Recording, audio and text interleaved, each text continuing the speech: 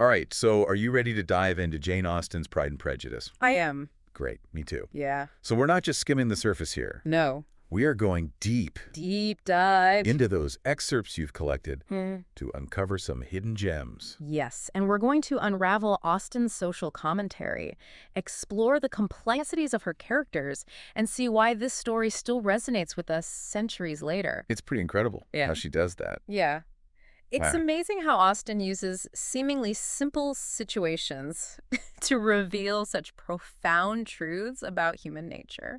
Yeah, and, we're kind of thrown right into the thick of it with Mrs. Bennet Yes. and her relentless pursuit of advantageous marriages for her daughters. Yeah. It's almost comical, isn't it? It is, but there's a darker side to it, too. Right. For women of that era, marriage was often their only path to financial security and social standing. Absolutely. So it wasn't just about finding love, it was about survival. That's a great point. It makes her desperation a bit more understandable, even if her methods are a little over the top. Right. And then we meet. we meet the two most eligible bachelors in Hertfordshire, Yes. Mr. Bingley and Mr. Darcy. That's right. A study in contrasts. What a study in contrast. Yeah. Bingley is instantly charming and agreeable. Yes, very much adored, especially by Jane, the Yes. eldest Bennet sister. Yes, and Darcy. But Darcy is judged rather harshly, particularly by Elizabeth. Yeah. Do you remember that line she throws at him during their first encounter? I love her. He looked at me without admiration. Ouch. Ouch. Yeah, she's quick. That's Elizabeth in a nutshell, though, isn't it? Yes. Quick-witted. Quick-witted, independent. Independent. She's not one to be easily impressed. No. Especially by someone as seemingly aloof as Darcy. Right.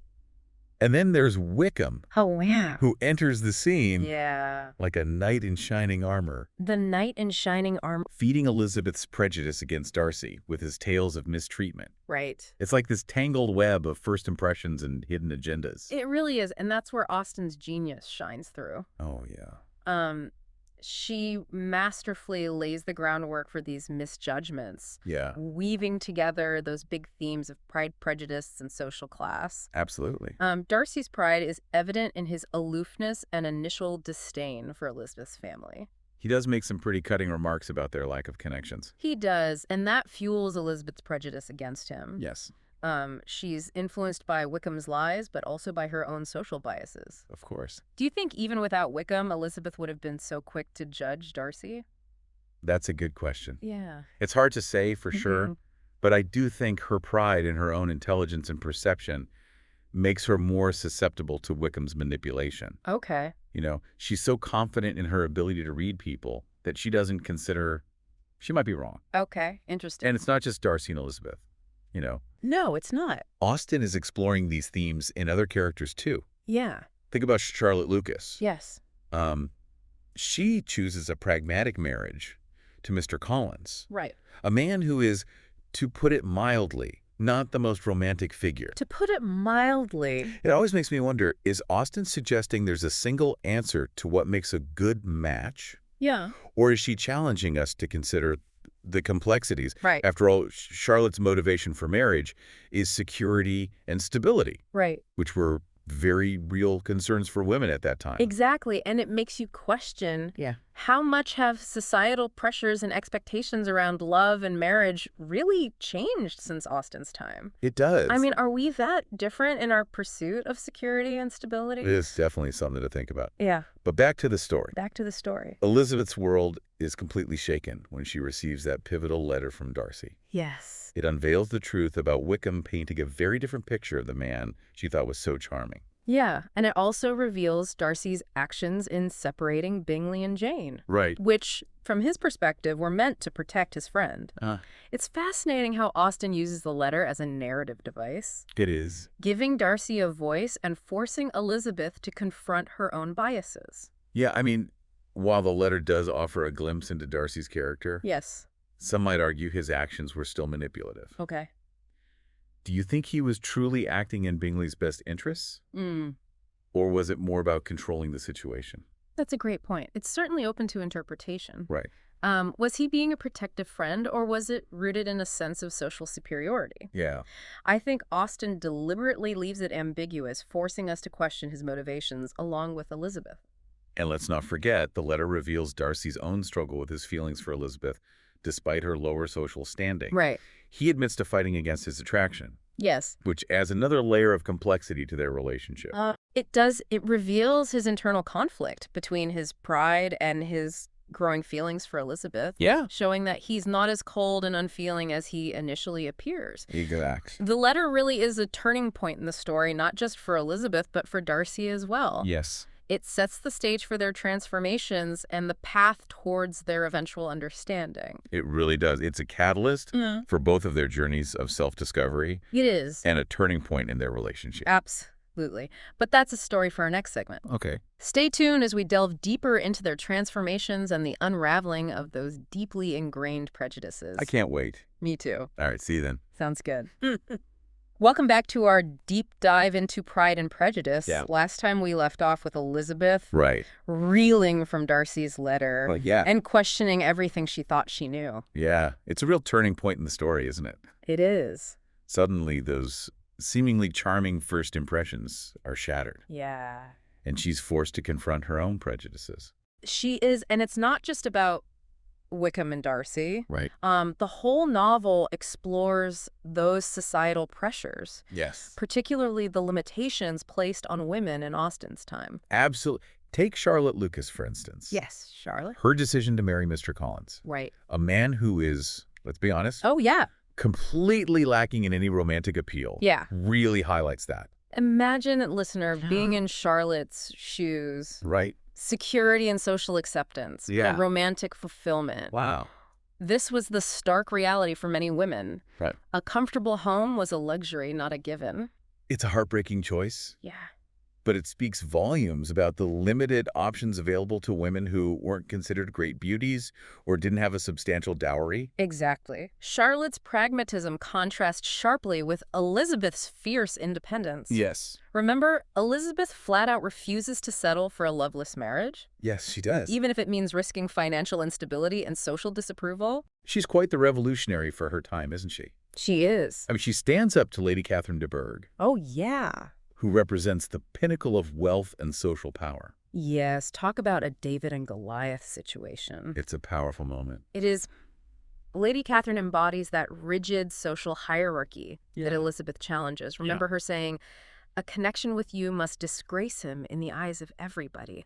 Ugh. It reveals the deep-seated snobbery that permeated the upper classes. It's astounding how Lady Catherine believes she has the right to dictate Darcy's marriage choices. Yeah. It's a reminder that challenging societal norms often comes at a price, Yes. especially for women who dare to step outside those carefully drawn lines of acceptable behavior. And yet, in a way, Elizabeth's defiance is what ultimately wins Darcy over. Interesting. He comes to admire her independent spirit and intelligence, I see. seeing her as an equal rather than someone to be controlled. It makes you wonder, is Austen suggesting that true love can only flourish when there's mutual respect and a recognition of each other's worth? That's a fascinating question. Yeah. I think she's definitely highlighting the importance of those qualities in a successful relationship. And it's not just about romantic relationships. Right. Think about the social gatherings in the novel. They're full of gossip and snide remarks. Oh, yeah. Especially at those Meryton assemblies. You're right. It's like Austen is holding up a mirror to her own society. Yeah. Satirizing their obsession with status. Yeah. And their tendency to judge people based on appearances rather than true character. Precisely. And those seemingly frivolous interactions actually reveal a lot about social mobility, reputation, and the pressure to conform. It's amazing how Austen uses humor and irony to expose those flaws. Right. It makes you think, how much have we really changed? Yeah. Are we still so quick to judge based on superficial qualities? That's something we can all reflect on. And speaking of challenging the status quo, we can't forget Lydia's elopement with Wickham. Oh my gosh. It nearly brings the whole Bennet family down. Oh, it's a scandal of epic proportions. It is. And it highlights the precarious social position of women, especially unmarried women. Right. One wrong step could ruin their reputations and their chances for a decent future. Lydia's actions, while reckless, are ultimately forgiven. Okay. But imagine the consequences if Elizabeth had been the one to elope. society would have condemned her, wouldn't they? Absolutely. It's a double standard that Austen subtly exposes. Right. Lydia's impulsiveness is seen as a youthful indiscretion, Yeah. while Elizabeth's defiance of societal norms is perceived as a threat. It speaks volumes about the hypocrisy of the time. Yeah, A woman's worth was so closely tied to her perceived virtue and her ability to conform. right. It's a reminder of how much courage it took for someone like Elizabeth to challenge those expectations. And let's not forget the role Darcy plays in resolving the situation. Mm. He puts his own reputation on the line to save the Bennet family, Yeah. even though he has no obligation to do so. That's a pivotal moment in his transformation. Oh. He goes from being this proud, aloof figure Yeah, to someone who acts with compassion and integrity. right. It's like he finally sheds that social armor I see. and reveals his true character. His actions speak louder than words ever could. Yes, they do. He shows Elizabeth and us as readers Yeah. that he's capable of genuine selflessness and that his feelings for her go beyond social conventions. And in a way, he redeems himself not just in Elizabeth's eyes, but in the eyes of the reader as well. Right. He proves that he's not bound by those rigid societal expectations, Yes. which is a powerful message even today. It really is. It shows that true love can inspire personal growth and encourage us to become better versions of ourselves. Exactly. And that's what makes Pride and Prejudice so enduring. It's Yeah. not just a romance, it's a commentary on society, It is. a study of human nature and a celebration of individual growth. It's a story that keeps us thinking and questioning long after we finish reading it.